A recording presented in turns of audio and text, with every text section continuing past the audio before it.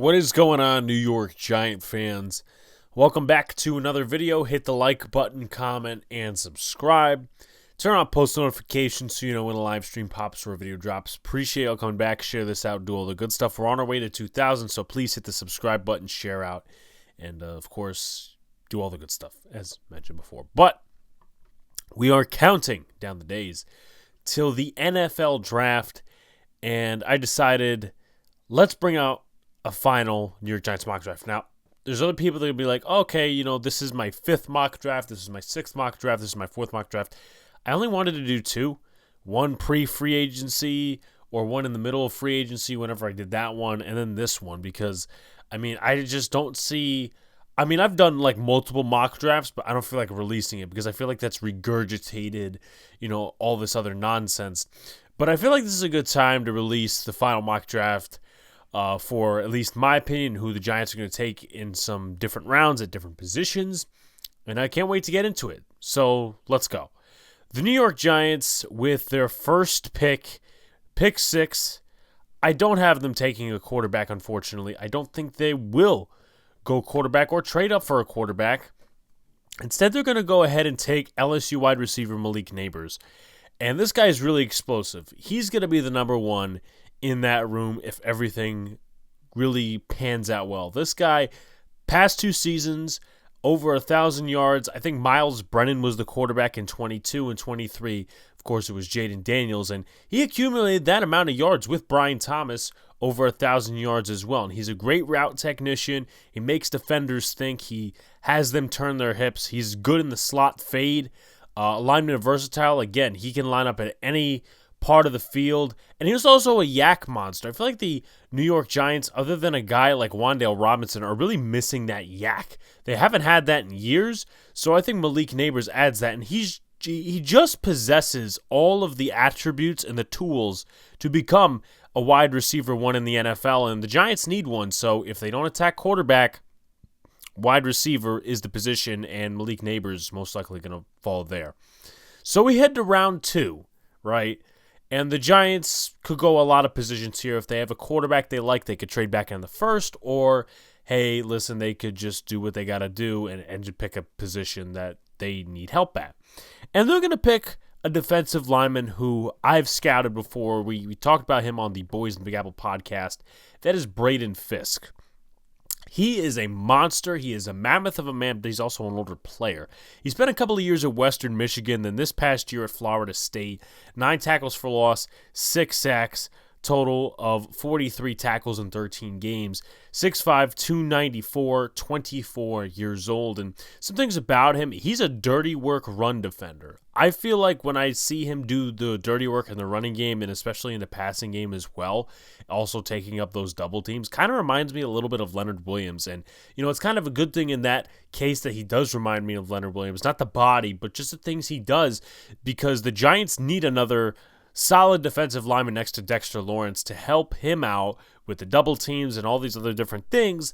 And they have Thibodeau and Brian Burns on the edges, which makes the defense a lot better.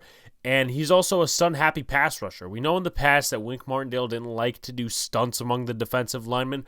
Hopefully that actually changes with Shane Bowen and the way he has his philosophy set. He's all about going after the passer. So I would think that him and Drake Patterson probably going to come up with some different schemes, different stunts.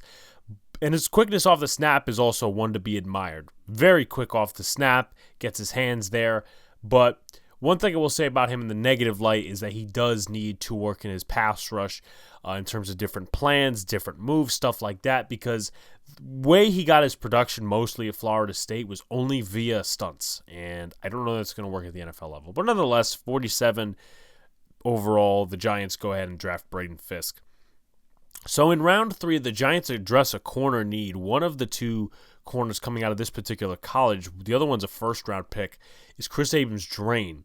He allowed a 64.3 passer rating, 2.5 tackles for loss, 51 total tackles, 7 interceptions in college, 4 in 2023 and 3 in 2021, and 13 pass deflections as well. Him and the other guy, Ennis Rakestraw Jr., were actually pretty good for Mazzari's defense.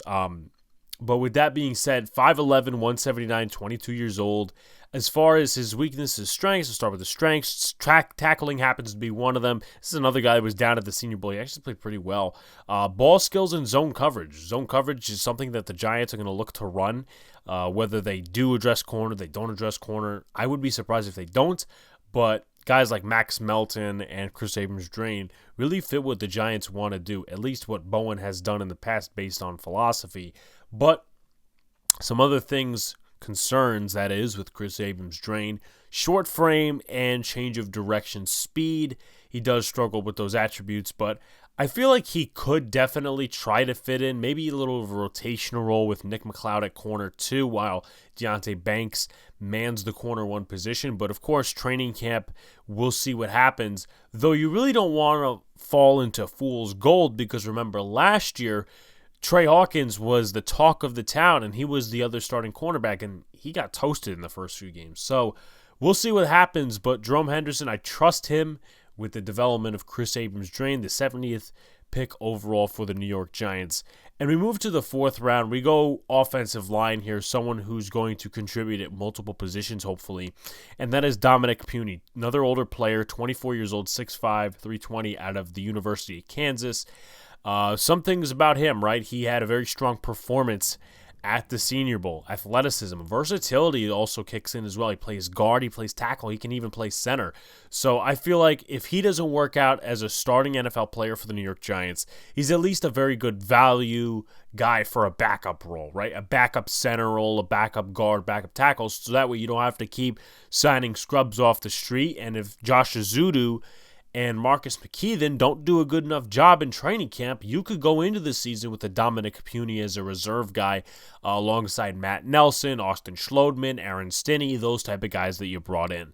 But Dominic Puni, athleticism, versatility, and wingspan, those are his strengths. His weaknesses, sustaining blocks, and also hand placement. He gets a little grabby at times, all those different things. Probably gets holding in the NFL, which the Giants would have to coach out of him, but at least it's not Bobby Johnson coaching him. In this case, it would be Mr. Carmen Brasillo, which I am happy to have him as the O-line coach. So we move him into the 5th round, and the New York Giants take a safety/corner. Defensive back Jaylen Simpson out of Auburn. Yes, he is a hard hitter, and he's also alignment versatile, and he's got deep range.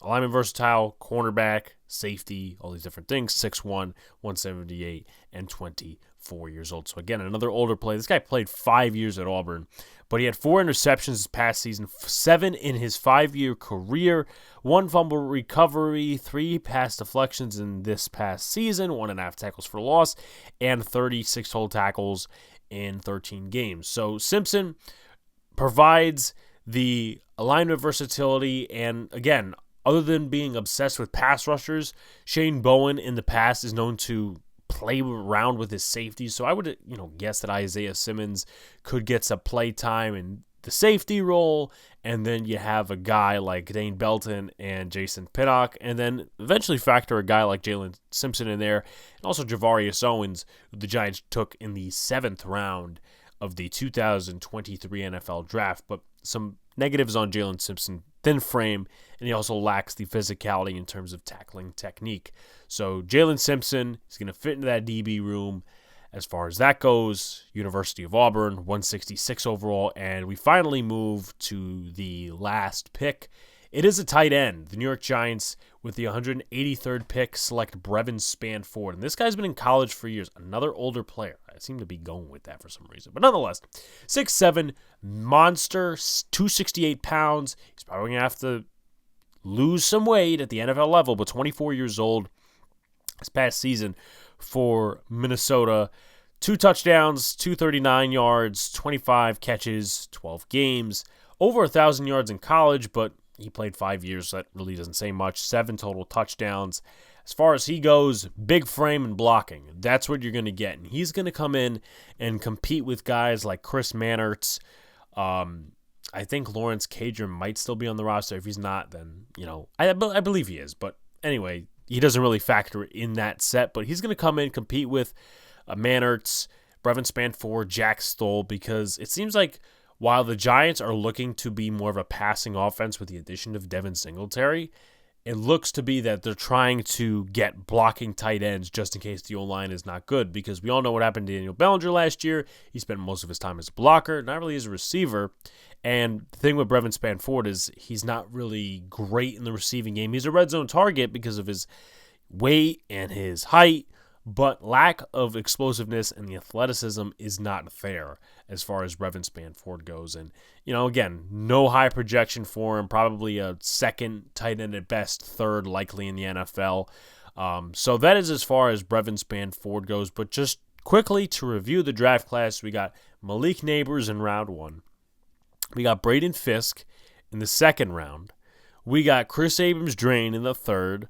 We got Dominic Puni in the 4th, Jaylen Simpson in the 5th, and tight end Brevyn Spann-Ford in the 6th round. So you guys let me know, do you think the Giants draft could go like this? How do you think the Giants are going to address their needs in the 2024 NFL draft? Let me know. We got some great coverage coming up for you guys, Giants-wise, and also other content creator-wise. We have a big day 3. Bunch of content creators, writers coming on, talking about their perspectives from other NFL teams. So be there. Appreciate you guys. See you later.